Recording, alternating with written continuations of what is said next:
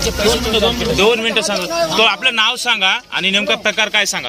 विशाल शंकर कांबळे, निवगावून बोलत आहे.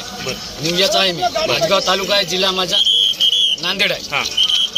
मी बसमध्ये ट्रेनमध्ये येत होतो ना, तर त्यानं माझे पैसे मारले मागल्या खिशातले. मी काहीच नाही म्हणलो त्याला. त्याची पब्लिक जास्त होती. नंतर भीमसैनिकचे माणसं आलते. भीमसैनिकचे माणसं आलते.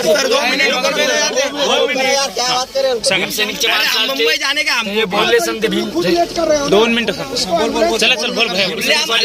बोलले भीमसैनिकवाले मुलं आलते तिथं. याने बोलले. आम्ही त्याला एक चापट मारली. पैसे काढून घेतले म्हणून. नंतर आम्ही समजे पोरं झोपलो.